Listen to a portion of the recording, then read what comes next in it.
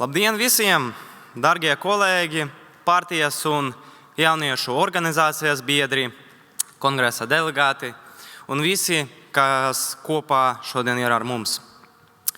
Šodien mēs pulcējamies, lai lemt par Sociāldemokrātiskās partijas Saskaņa nākotni un lemt, kāda tā būs nākamās Saeimas vēlēšanās, kurie būs šajā gadā. Pirms to, kad runāt par mūsu partiju, vajadzīgs minēt to, kas ietekmē uz visiem Latvijas iedzīvotājiem – mūsu valdību. Godīgi sakot, es līdz pēdējiem brīdiem ticēju, ka mūsu valdībā ir gudrie un labi cilvēki. Bet sanāk tā, ka mūsu valdībā ir ārkārtīgi tāli no realitātes un no tautas. Viņi uzskata, ka ģimenes un iedzīvotāju labklājība ir ļoti labi attīstīta, ka viņi veicina attīstību ekonomikā un ka efektīvi vada lielus projektus. Pēdējais apgalvojums ir pat vissmieklīgais joks šajā gadsimtā. Lai to pamatot, man pat nevajag daudz vārdus. Mēs varam paspēlēt tādu mazu spēli. Es saku pirmo vārdas daļu, jūs sakat otru. Es saku Air, jūs sakat Baltic. Es saku Rail, jūs sakat Baltic. Jau ar to viss ir pateikts, tikai iedomājoties. Šogad vasarā Air Baltic bija atcelti vairāk nekā 4600 reisi, kas skāra vismaz 67,000 pasažieri. Eksploatācijai nepietiekamo lidmašīnu skaita dēļ. Ar Rail Baltic viss ir vēl labāk. Kad Igaunijā jau ir uzsākti būvdarbi vairāk nekā 170 km ceļā, Lietuvai vēl vairāk 140 km ceļā, mums ir visīsākais, tikai aptuveni 15 km. Varbūt mūsu valdība sanāca veicināt ekonomisko izaugsmi. Paldies ne šajā valstī, balstoties gan uz oficiāla statistiskas portāla, gan uz neatkarīgo tīklu datiem. Šajā gadā Latvija ir vismazākā IKP izaugsmē starp Baltijas valstīm. Līdzīgā situācija ir ar IKP uz vienu iedzīvotāju, kad mums ir 0,6% par IKP izaugsmē un tikai 14,500 eiro IKP uz vienu iedzīvotāju. Mūsu kaimiņiem ir 0,85% par pirmo un 17,150 par otru Igaunijai un 2,8% par pirmo un 60,500 par otro Lietuvai, kur pie varas ir kādie cilvēki pareizi sociāldemokrāti. Salīdzinot šos datus gan ar 2022. gadu, gan ar 2023. gadu, mēs redzam, ka reālas attīstības nav. Kā arī neaizmirsim to faktu, ka valdība uzskata, ka ir ļoti labi veicinājusi ģimenes un iedzīvotāju labklājību.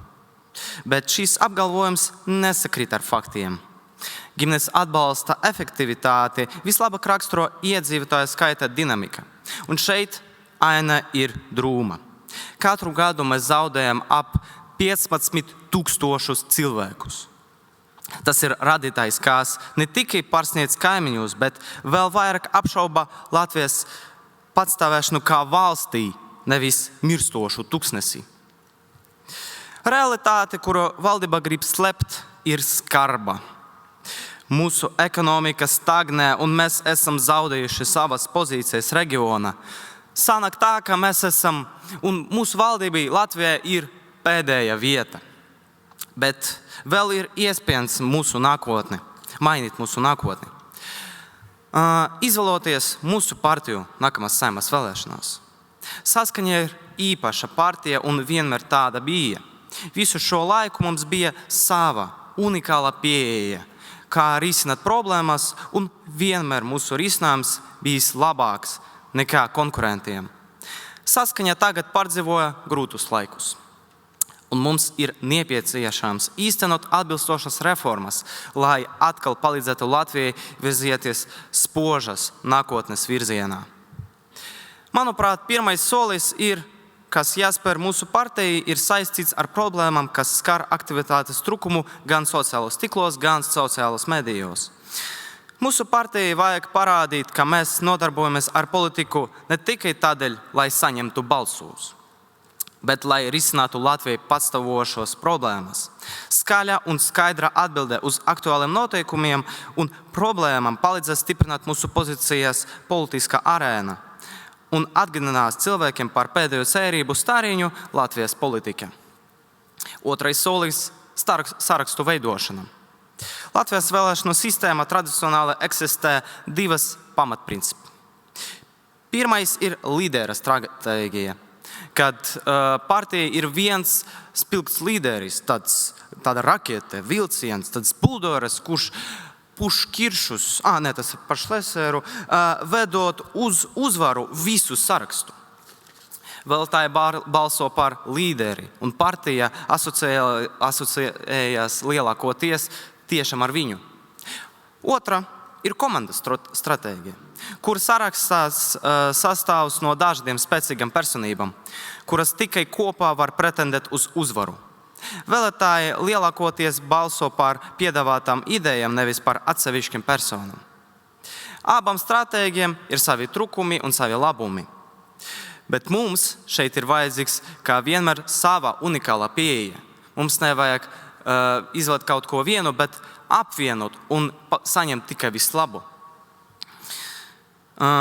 Ja mums būs spēcīgs līderis, kurš var sarakstu, un viņam būs nevis pamatskolas fanu klubs, bet stipra un vienota komanda, kura apvieno gan pieredzējušos ekspertus, gan jauniešus ar jauniem idejām, mums sanāks uzvarat vēlēšanās.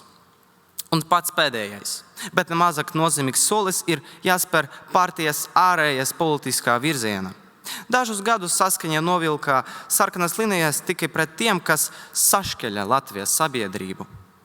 Un bija gatava sadarboties ar tiem, kas bija gatavi strādāt Latvijas labā. Diemžēl pēdējās pašvaldību vēlēšanas parādīja, ka ne visi izturas ar cieņu pret mūsu atklātību un nebaidas lietot saskaņu, kā boksam maisu savam izdevīgumam. Pienācis laiks tam pielikt punktu. Mēs neļausim nevienam iznīcināt, noniecināt saskaņu savā labā.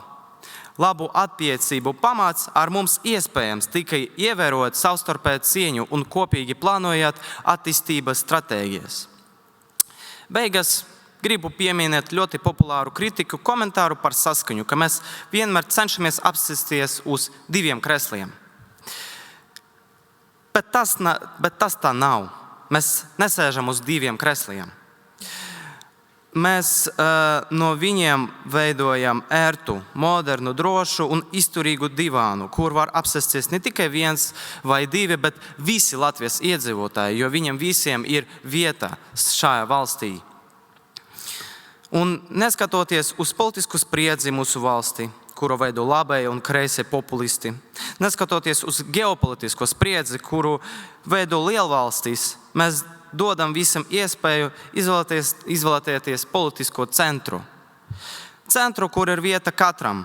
Centru, kur valdība veicina ekonomiskā izaugsmi. Centru, kur tik ilgi pietrūks, tik tūs, tik atverts un vajadzīgs saskaņas centrs. Paldies visiem!